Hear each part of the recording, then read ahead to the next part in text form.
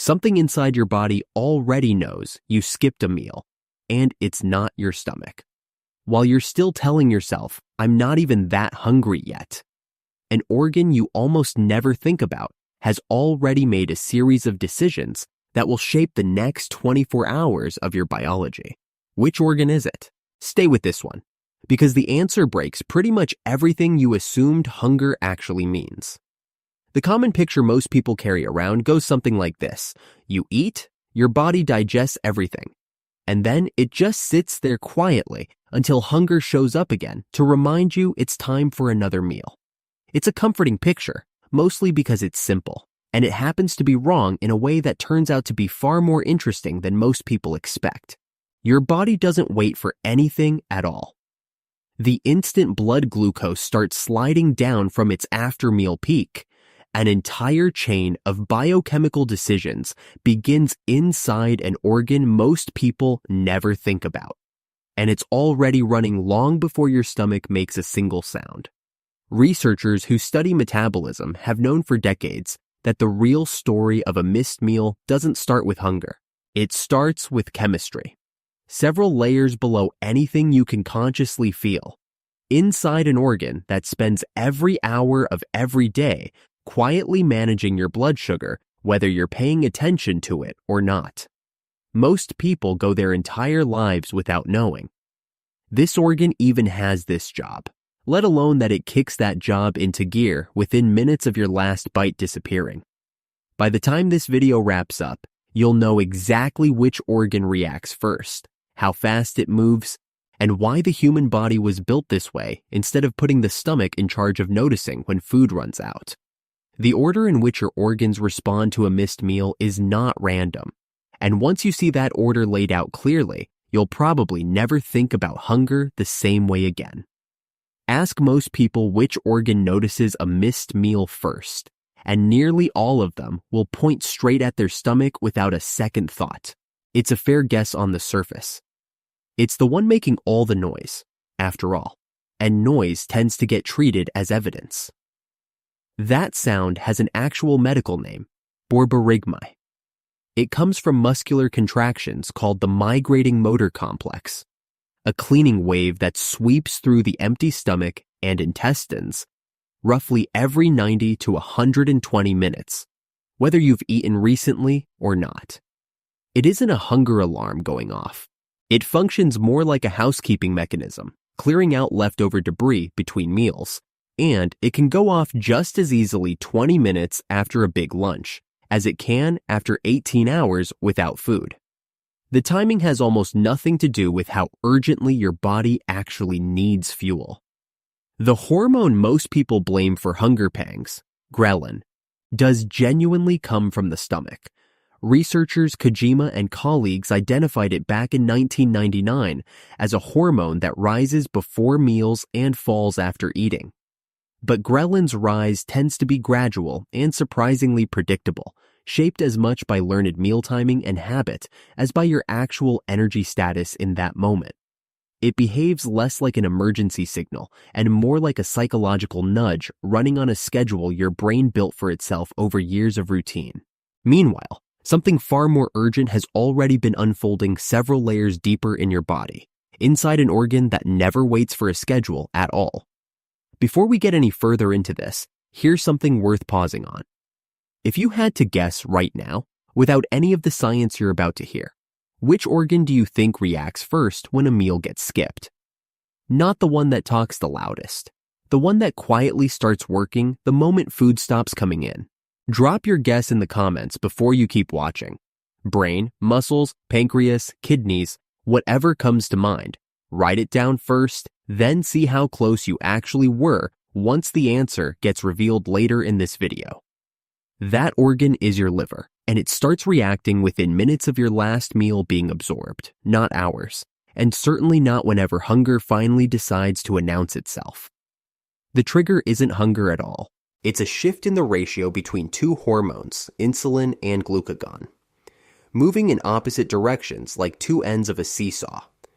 The moment glucose from your last meal gets absorbed and put to use, insulin levels start falling while glucagon steps in as the dominant signal instead.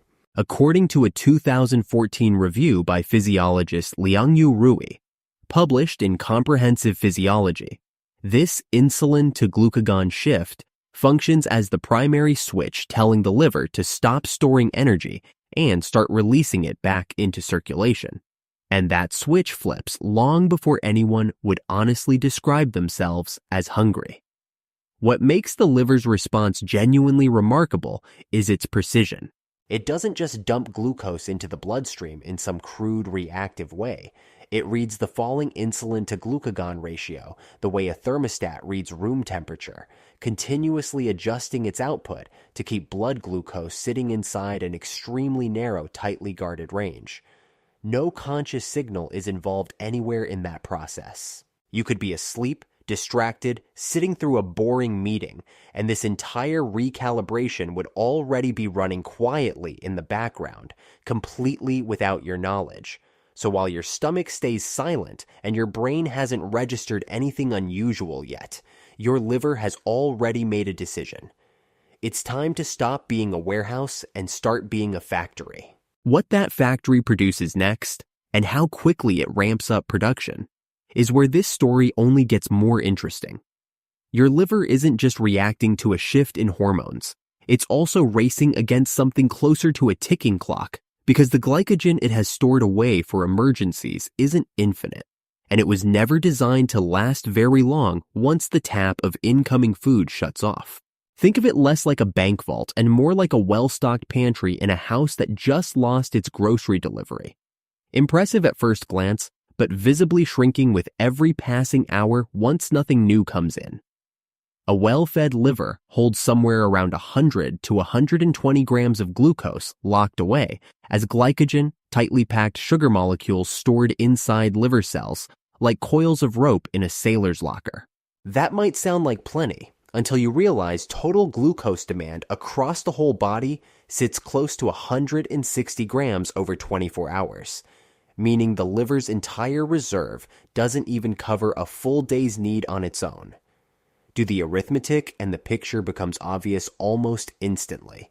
This reserve was built to bridge a night's sleep or a missed lunch, not to carry you through days without eating. By the 12 to 18 hour mark of a fast, that reserve is running dangerously low, and the decline isn't gentle or linear either. It accelerates as insulin keeps dropping and glucagon keeps rising, meaning the liver spends its savings faster the longer the fast stretches on. It's a bit like watching a phone battery drop slowly from 100% to 20, then suddenly plunge from 20 to 0 in what feels like minutes. A reserve about to hit zero forces the liver into a decision that happens at a scale most people never picture. Molecule by molecule, inside cells you'll never see. Through a process explained clearly in the next part of this video. Here's where the story gets almost mechanical in the best possible sense, like watching the inside of a factory instead of just seeing the finished product roll off the line. When glucagon arrives at the liver, it doesn't deliver some vague general message. It locks onto a specific receptor on the surface of liver cells, and that single docking event sets off a chain reaction inside the cell, one step triggering the next like a row of dominoes falling in a precise, choreographed order. That chain runs through a molecule called cyclic AMP, which switches on an enzyme called protein kinase A, which in turn activates glycogen phosphorylase, the enzyme actually responsible for chopping stored glycogen into usable glucose. Written out like that, it sounds like a lot of steps for one hormone to pull off.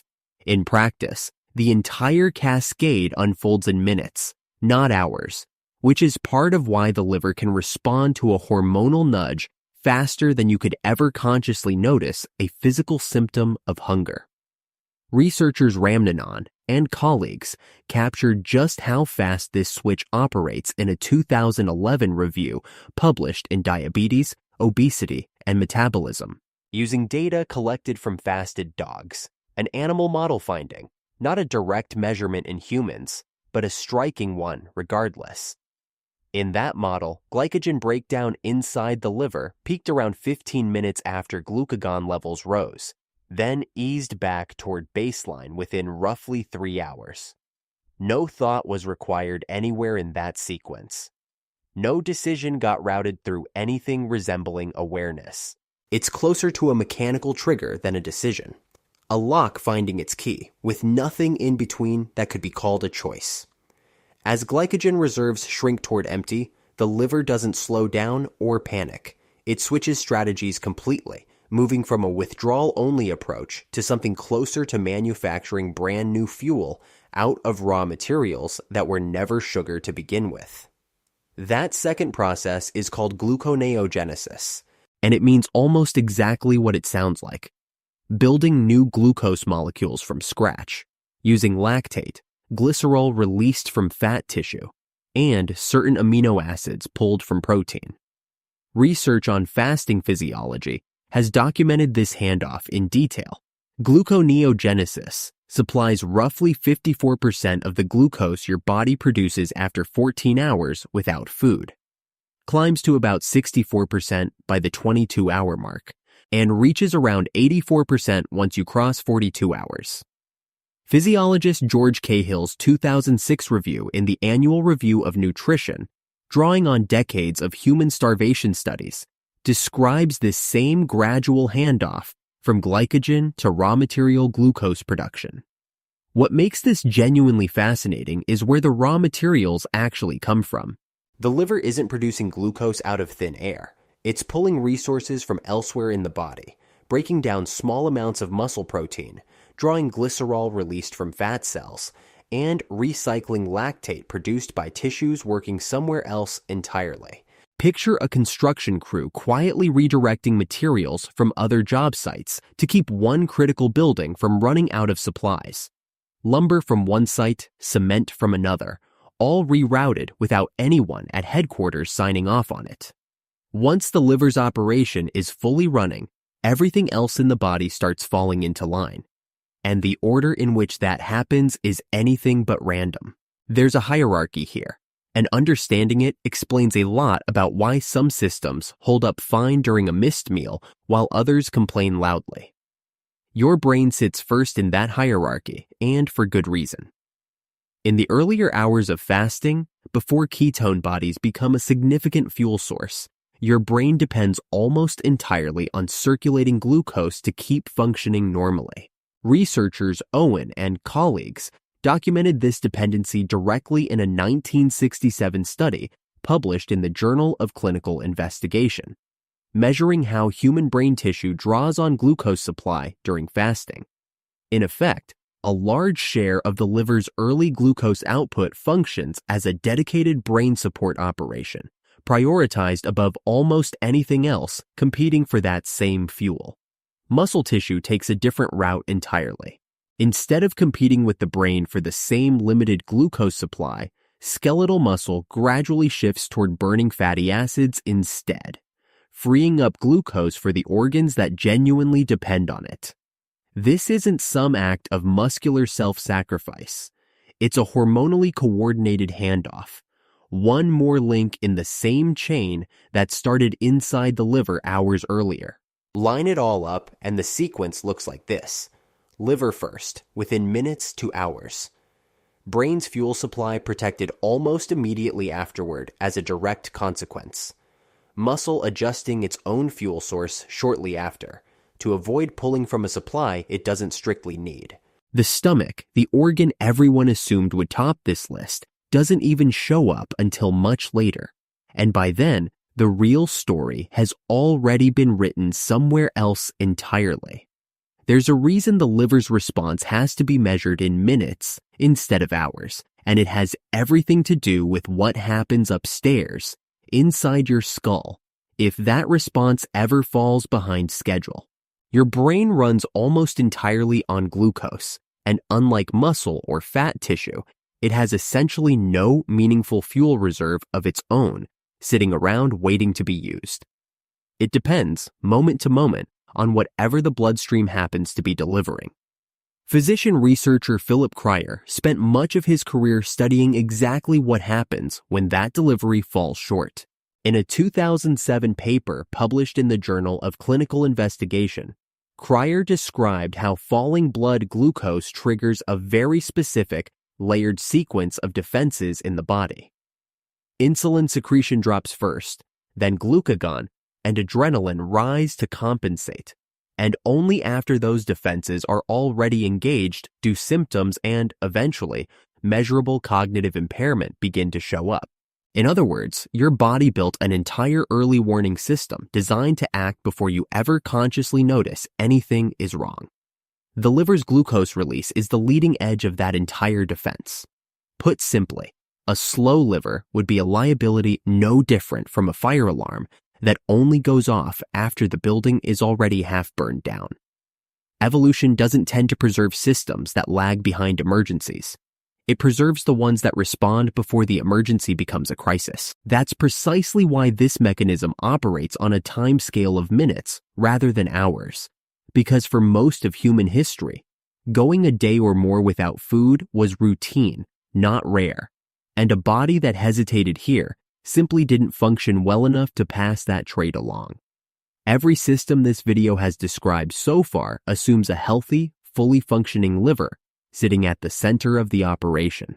But what happens when that assumption breaks down is genuinely revealing, because it shows just how much of this fast response system depends on one organ doing its job correctly. Researchers Yen and colleagues, in a 2023 study published in Frontiers in Medicine, compared patients with type 2 diabetes who also had liver cirrhosis against patients with type 2 diabetes and healthy livers.